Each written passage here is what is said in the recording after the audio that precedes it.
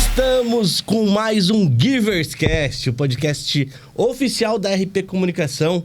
Esse estúdio fantástico aqui preparado para levar para você que nos assiste informação em relação a empreendedorismo, marketing e muito network e novas conexões. Para que você tenha aí um conteúdo semanal, legal, diferente, com vários empresários dando um viés diferente, insights diferentes para a sua carreira profissional ou até mesmo para a sua empresa, curta agora mesmo a nossa página, ative as notificações para que sempre que um vídeo novo publicado aqui você receba a notificação na hora.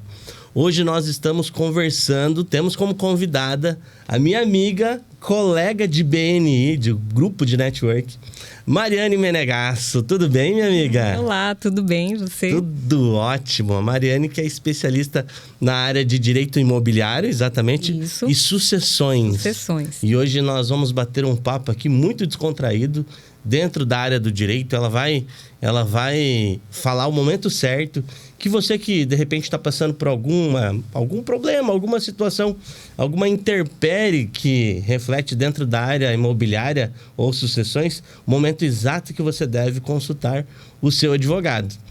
E aí, Mariane, como é que você está? Tudo certo? Tudo certo.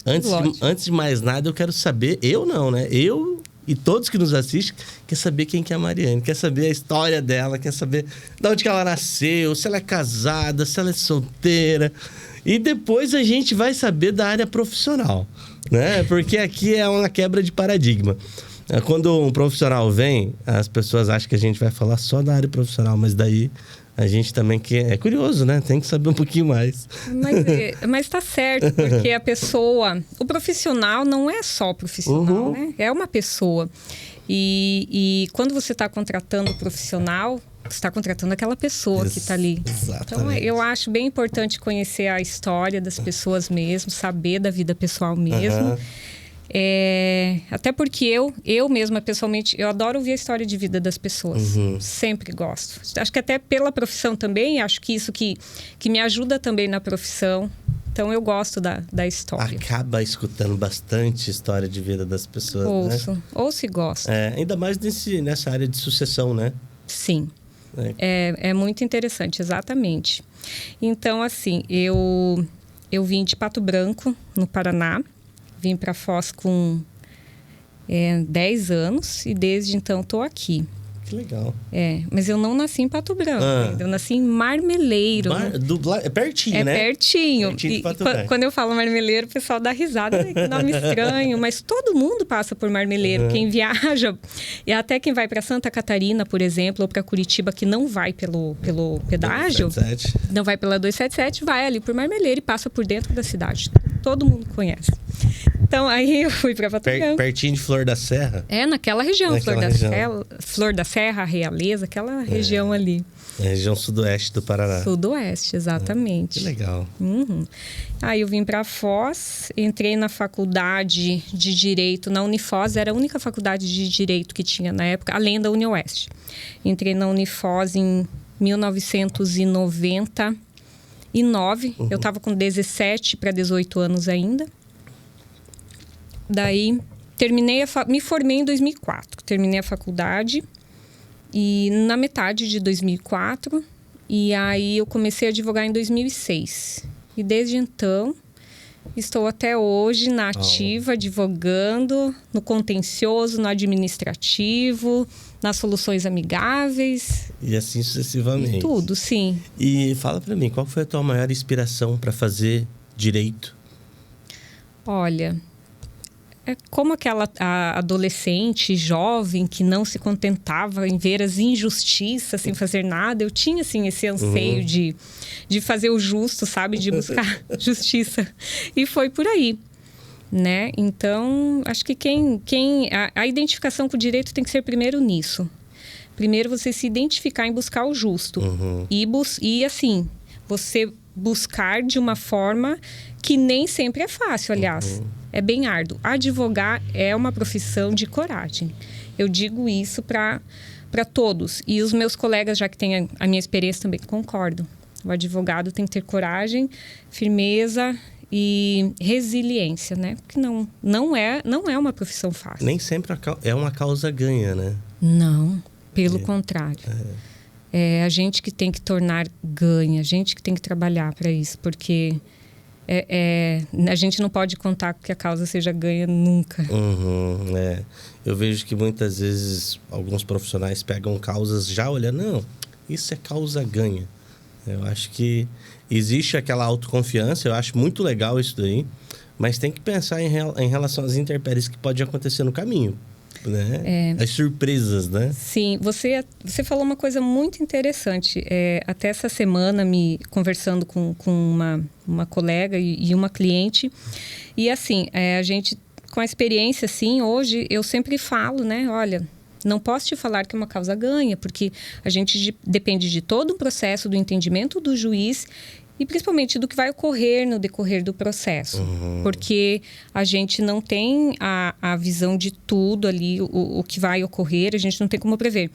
Mas também, ao mesmo tempo, é importante passar para o cliente a confiança e qual a possibilidade de dar certo. Porque daí, uma cliente falou isso essa semana para a gente, ela disse assim, olha, eu entendi, tudo bem que não é nenhuma causa 100%, mas foi bom entender de vocês que eu tenho boas chances.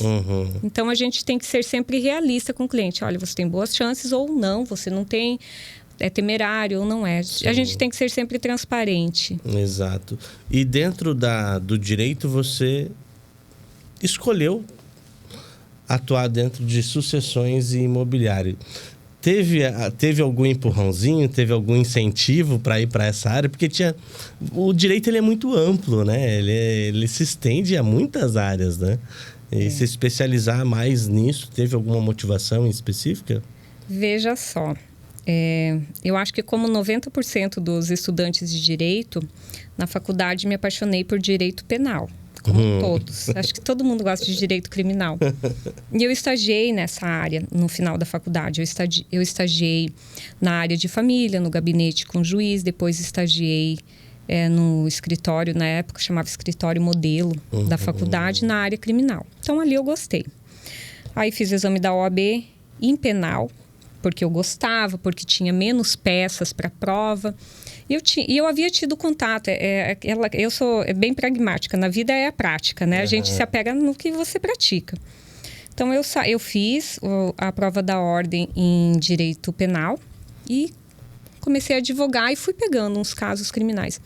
Porém, eu tive a sorte de ir para um escritório de médio porte, que tinha bastante demandas, logo que eu comecei a advogar, tinha bastante demandas cíveis. E ali eu fui tendo contato com as causas cíveis, né? Tratar de processo civil. Só que aí eu me apaixonei pelo processo civil.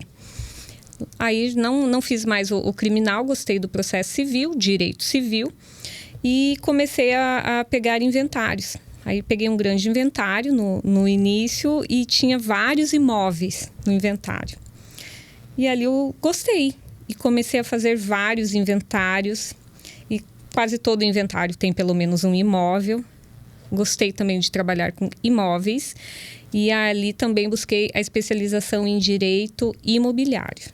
Então, assim, os dois casaram, sabe? O inventário e os imóveis. O inventário, ele está dentro de sucessões. Tem várias... Dentro das sucessões, temos testamentos... hoje tem planejamento sucessório. Então, o inventário é um desses produtos, né? Um desses dentro itens. De tudo isso. É um assunto um pouco até delicado, essa parte de sucessão, dependendo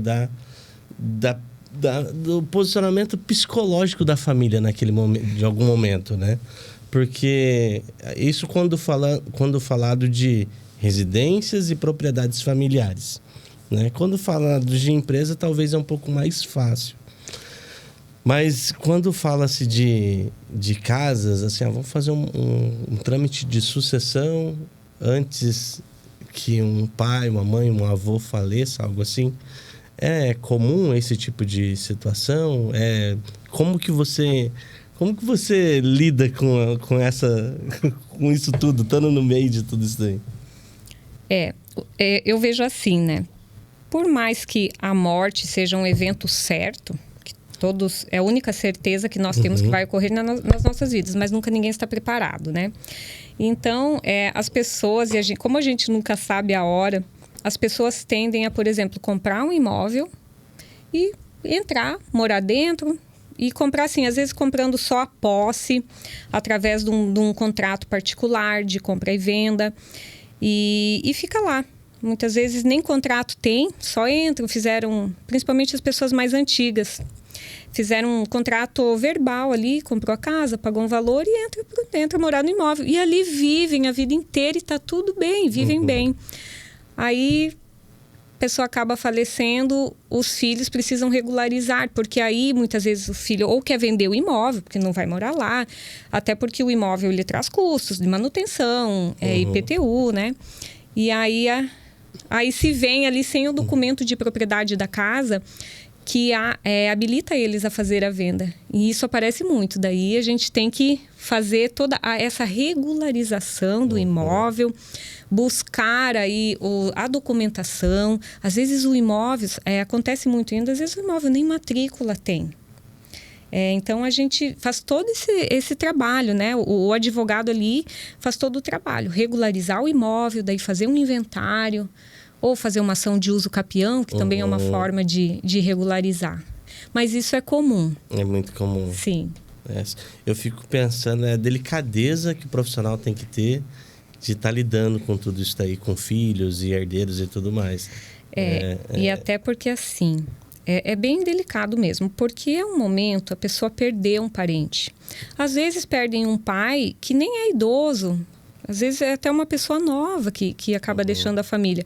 Então, muitas vezes ou está doente ou não está. Sempre é uma dor. Então, a pessoa já chega para você com uma dor. Aí já tem um problema. O imóvel da vida do pai não estava regularizado. Ou os imóveis que trazem renda para a família não está. Então, são duas. É uma dor, outro problema. Aí a família, às vezes...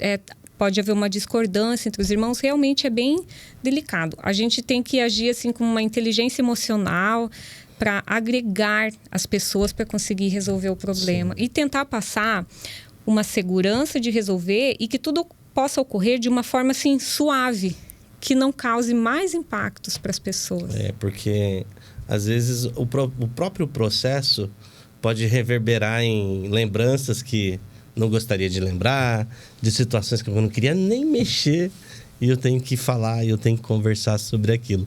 O advogado acaba sendo meio que um psicólogo muitas vezes, né? A gente e tem que agir mesmo como psicólogo. Ouvir, dar opiniões, dar as ideias, as soluções, né? A gente tem que apresentar a solução e ainda com sigilo. Porque o que a gente trata dentro do escritório é o problema da família, da pessoa, e nós temos o dever de sigilo. Entendi, legal.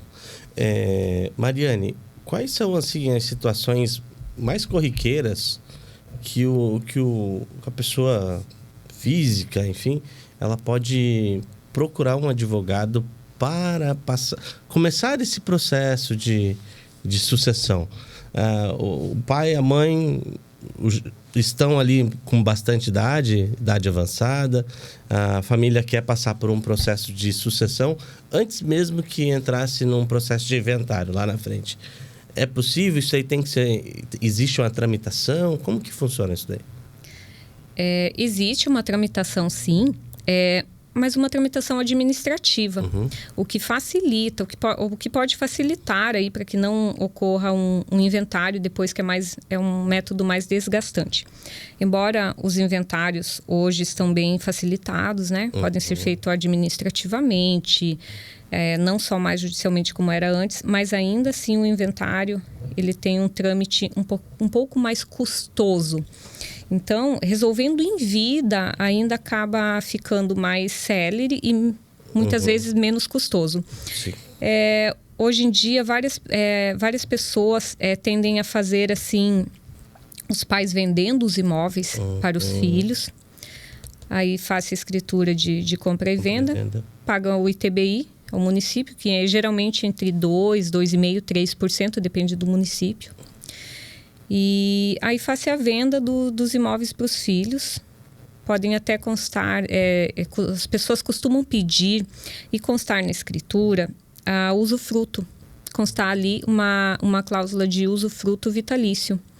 Ou seja, que os pais, o pai ou a mãe, tem direito a residir ou obter até os rendimentos desse imóvel enquanto estiver vivo.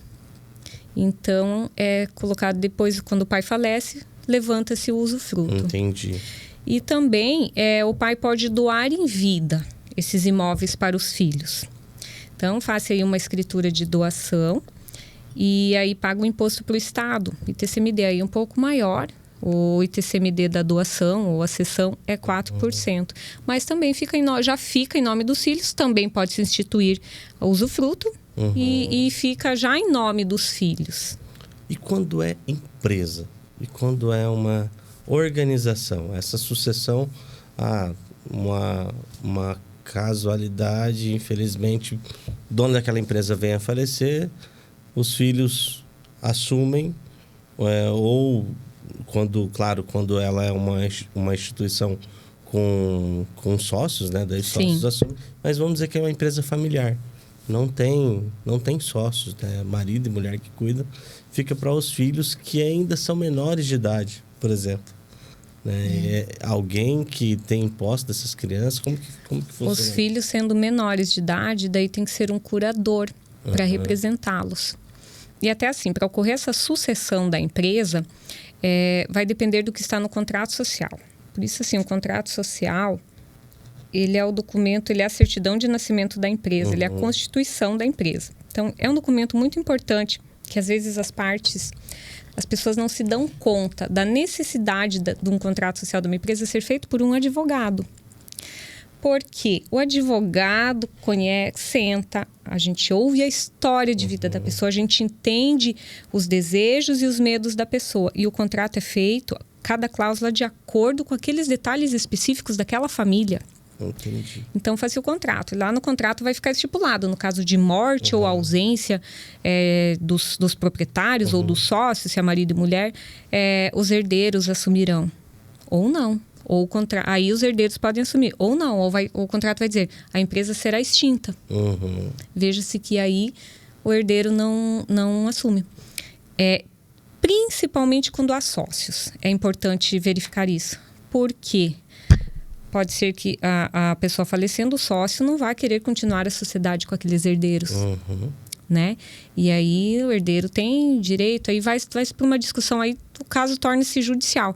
Então, um contrato bem feito, eu sempre falo isso, um contrato bem feito, tanto na compra de um imóvel, quanto no início de uma empresa, ele te garante segurança para a vida toda. E muitas vezes, não menosprezando, claro, são profissionais de altíssima qualidade, mas os contadores, eles têm um determinado conhecimento até um limite, né? Para que isso seja executado de uma forma judicialmente segura, né? Sim. E por isso que é muito importante a presença de um advogado na construção de uma empresa ou na aquisição de um imóvel. Sim. E as pessoas geralmente não se preocupam com isso. Não se preocupam, muitas vezes não entendem a necessidade de que o advogado faça. Porque assim, o contador faz até a pedido do cliente. Não, eu quero que você faça para mim. Claro, o profissional vai fazer. Então, as pessoas que às vezes nem têm esse conhecimento e também não têm essa preocupação. Entendi. Só que aí depois, quando surge uma demanda, né, pode ter problemas bem maiores. Sim. Ô Mari, já estamos aqui no Mari, já estamos íntimos, já. Mari, assim, dentro desse processo, dentro da vida profissional do advogado que atua dentro dessas áreas, pode acontecer momentos ainda assim, tipo que seja engraçado, que seja diferente? Já pegou casos assim que foram totalmente diferentes e que você não esquece nunca mais porque foi engraçado ou aconteceu alguma coisa? Já. Vários, né?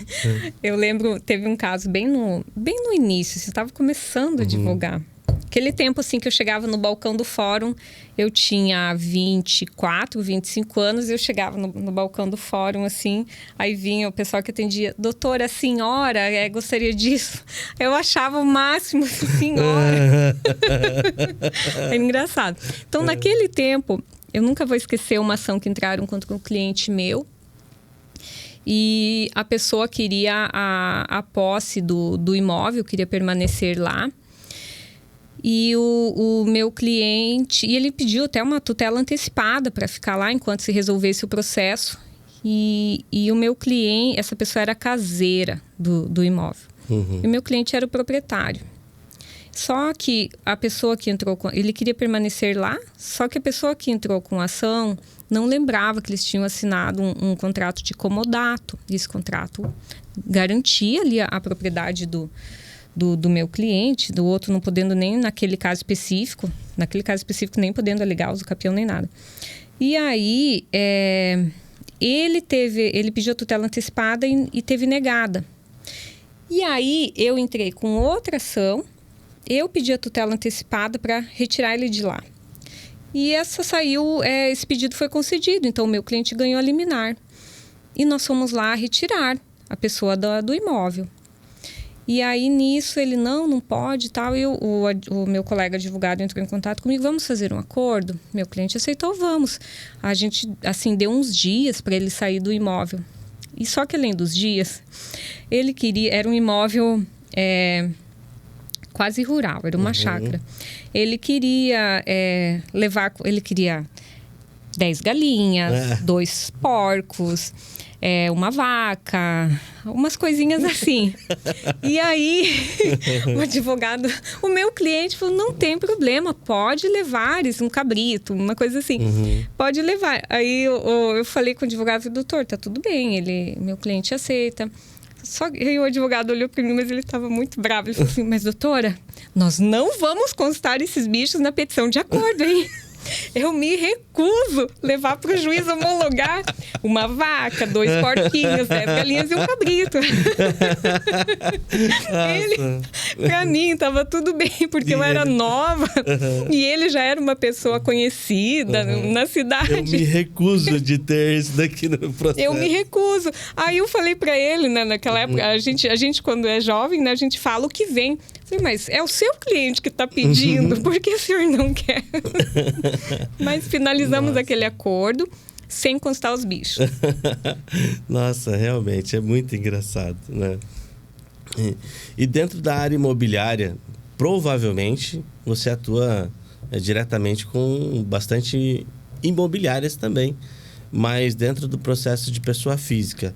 Tem pessoas... que gosta de comprar imóveis para investir e tal. Essas pessoas, muitas vezes, a plaquinha tá lá, fale direto com o proprietário. Né? Na hora de alugar, na hora de vender, inclusive. Eu já vi várias plaquinhas assim. E daí eu queria que você falasse justamente com essas pessoas que têm essas plaquinhas desse jeito, o que elas devem fazer. Porque, assim, você deixou muito claro aqui que um advogado... ele deve estar na hora de você comprar um imóvel, né? Procura teu advogado aí, um profissional que você confie. Mas essa pessoa física, que não é imobiliária, na hora de ela vender ou alugar o imóvel dela, o que ela deve fazer? Nossa, são nesses casos que geralmente... Esses casos que geralmente dão mais problemas e mais prejuízos, né? Para os proprietários. Às vezes para os locatários também. Porque o que acontece? Quando se faz essa negociação assim... sem o acompanhamento de um profissional... Claro que, né, tem proprietários que têm todo o conhecimento, sabem como fazer proprietários ou até os compradores ou locatários.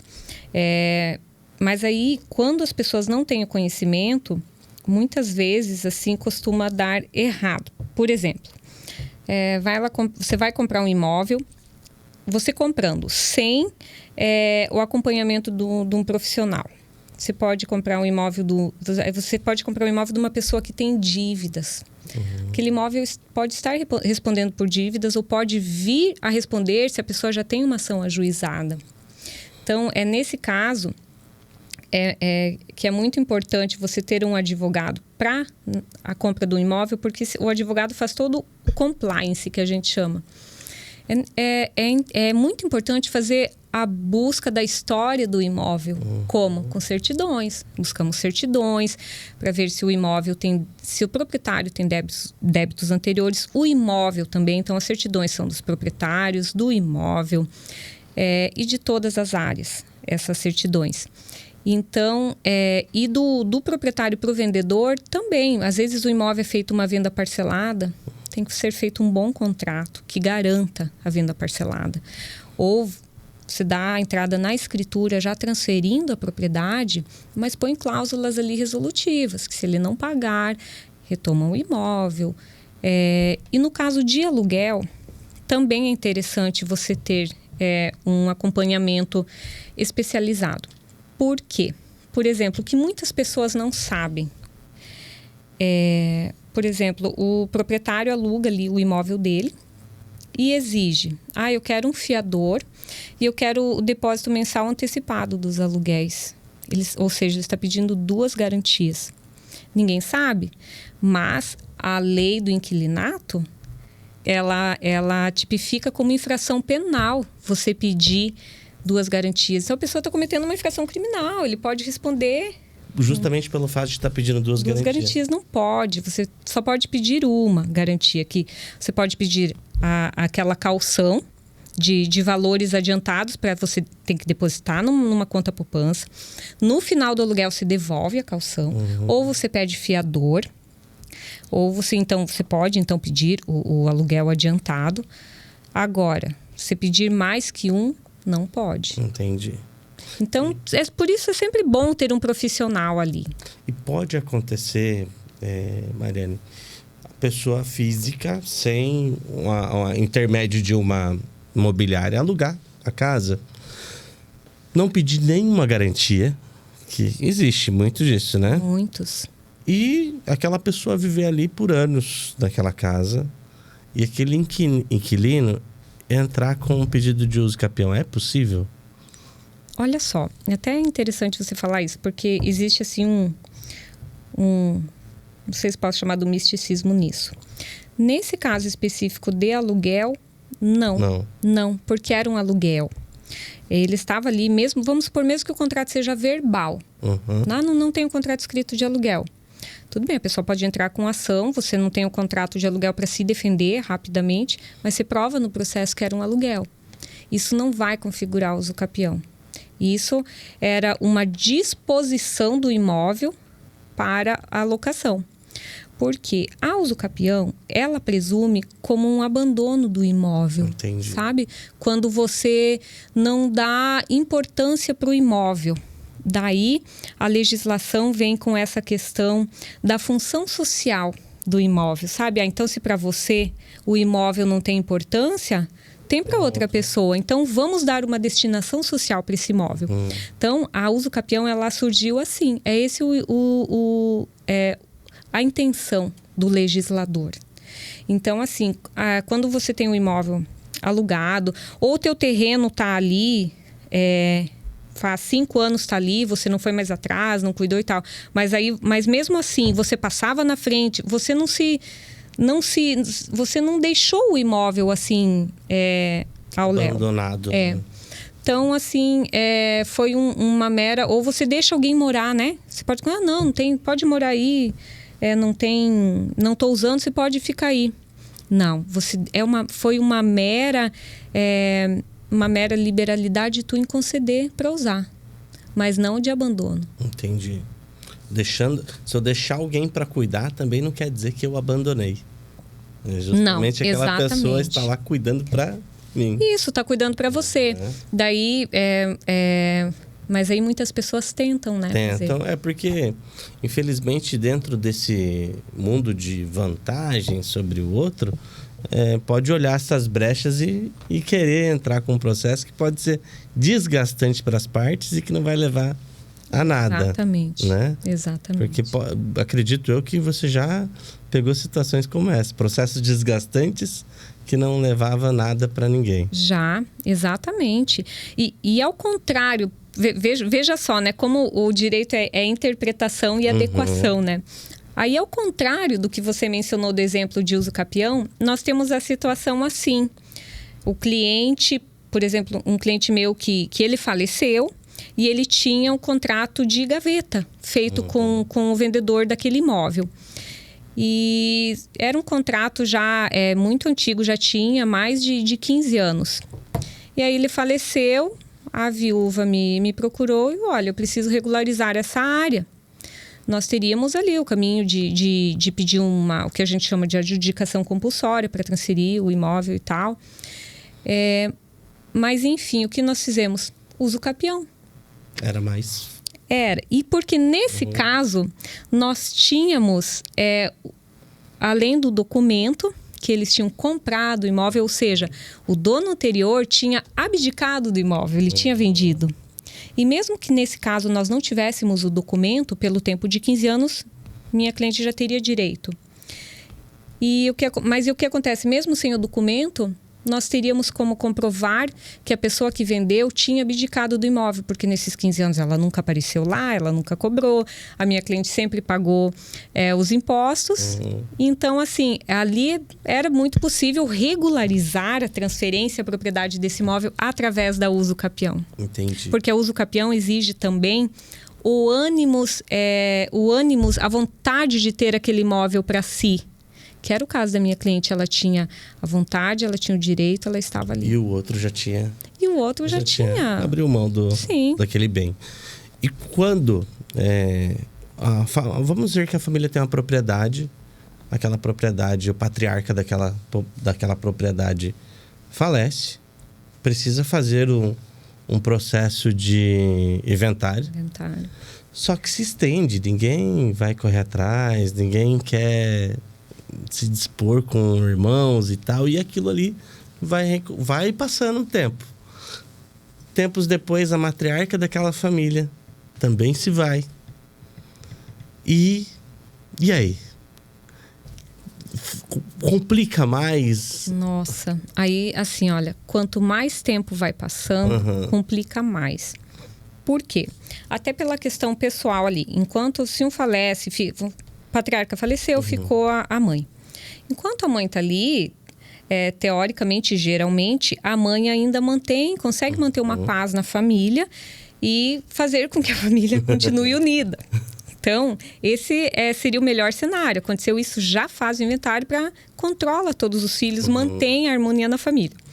Agora, se ela falece, ficam só os filhos, geralmente, se algum não concordar, por exemplo, com a divisão, com alguma coisa, o inventário já tem que ser judicial. O que aumenta muito o tempo do processo. E o que acontece? Nesse inventário judicial, aumentando o tempo do processo, pode ocorrer que nesse meio tempo faleça algum dos herdeiros. Aí, se esse herdeiro não deixou nenhum filho dele, ok, vai continuar normalmente. Porém, se ficou um filho menor, já dificulta mais. Mais ainda. Por exemplo, porque quando tem vamos supor, termina o inventário, mas o filho ainda é menor. Você não consegue vender sem uma autorização judicial. Você vai ter que pedir um alvará para o juiz. Então, assim, você enrola mais anos. E acaba virando Nossa, daí, assim, dificulta para todo mundo, fica todo mundo amarrado naquela dor, naquele processo, naquela energia complicada. Então, assim, o ideal é faleceu já fazer o inventário, porque o inventário extrajudicial ou um pedido de homologação de uma partilha, ele ocorre com partes capazes e partes conscientes que estão de acordo.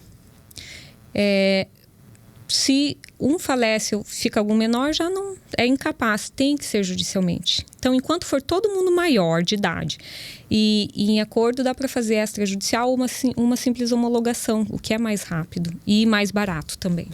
Às vezes as famílias ficam... eu não quero, realmente tocar nesse assunto, eu não quero falar disso, mas lá na frente vai ter que se resolver, porque o desenrolar, ele acaba sendo muito mais prejudicial do que harmônico, né? Você sabe que na pandemia aconteceu bastante isso, porque as pessoas estavam morrendo assim, né? Havia mais mortes e tal. E até, caso meu, ocorreu um falecimento da mãe e tinha vários filhos já adultos, ela já era avó. E aí ela faleceu e as partes, assim, ficaram comovidas, ficaram assim, com aquele receio, ai, não vamos mexer nisso agora. E decidiram aguardar para fazer o inventário. Ali elas aguardaram mais de 1 ano. No final desse 1 ano, faleceu um filho e deixou 2 filhas menores. Processo judicial. Até agora não finalizou. Quando não se tem menores, então isso pode ser resolvido extrajudicial? Pode ser resolvido extrajudicial. Mas não é uma via de regra, né? Não. Por isso, o ideal é sempre, por mais que uma pessoa não esteja agradável com aquela divisão ou com alguma coisa assim, faz o inventário, entra em acordo, resolve essa questão. Não adianta levar questões... Tudo bem que às vezes pode parecer um pouco injusto, mas aí a pessoa tem que fazer aquela conta pessoal. O que me vale aí ficar anos levando isso para o judiciário, que já está muito assoberbado, são muitos processos para poucos julgadores, né? Não compensa levar isso. Melhor resolver entre si, às vezes conversar com o irmão, com o parente, com o primo, quem seja, e resolver. E resolver da melhor forma. Tem um filme chamado O Presente. Não sei se você já assistiu. Eu acho que Indico que assista, viu? Indico vocês aí também que assistam. Nesse filme ele deixa um testamento, né? Hoje se faz testamento ainda. Posso formalizar isso em vida, quero deixar tal coisas para tal pessoas, mesmo que seja para os olhos dos outros de uma forma injusta, mas é minha vontade. Posso fazer isso em vida? Olha só, deve fazer isso em vida, sabe? O testamento, ele é feito muito pouco, deveria ser feito muito mais. Inclusive, na pandemia, assim, desde a pandemia até agora, eu aconselho os meus clientes a fazer testamento. Porque, assim, essa pandemia foi um tapa na cara pra gente. Tapa na cara. Acordem. Vocês acham que? Abram os olhos. A vida tem um tempo que a gente não sabe. Se organizem. E sim, deve-se fazer o testamento. Lembrando que... no testamento, você pode dispor apenas 50% do seu patrimônio. Só 50%. Os outros 50% você tem que respeitar a legítima, que se chama... A legítima compreende os seus herdeiros naturais previstos no Código Civil, que são seus filhos. Se for patrimônio particular, seu de antes do casamento, por exemplo, se o regime for de comunhão parcial, o seu cônjuge e os seus filhos são os seus herdeiros naturais. Então, 50% obrigatoriamente vai ficar para eles, para garantir eles. Os outros 50% você pode doar por testamento, deixar ali para testamento para quem você quiser. E eu costumo sempre falar assim, até você me fez uma pergunta, você até mencionou, e se alguém não concordar, mesmo que as pessoas fiquem bravos? Exato. Gente... A lei já prevê 50% para os teus herdeiros necessários.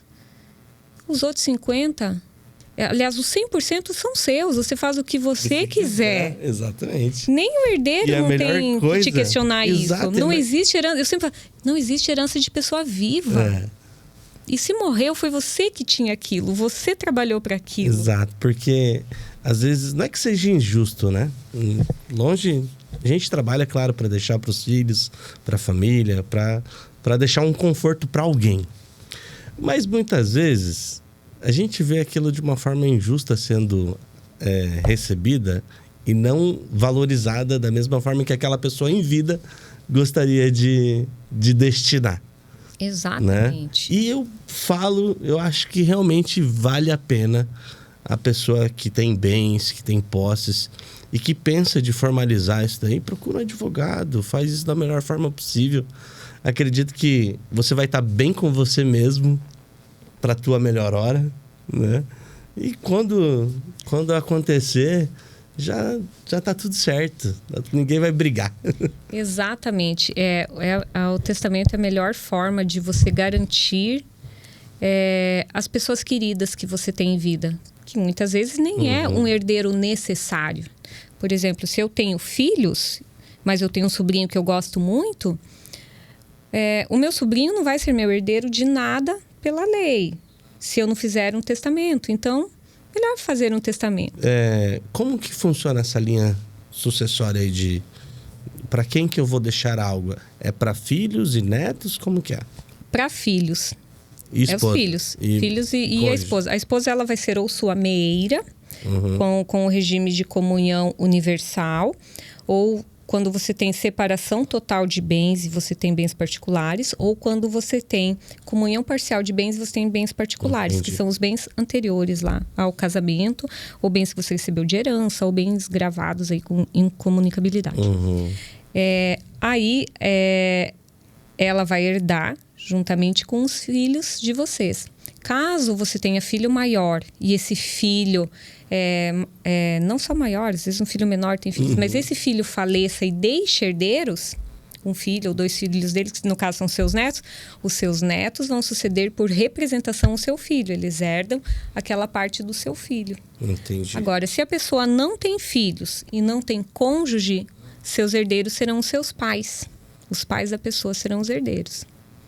Nossa. Eu e minha esposa costumamos dizer assim, tudo começa e termina na família. Né? Sim, tudo começa e termina na família. Sim. Então, estejam de bem com a família, pelo amor de Deus, gente.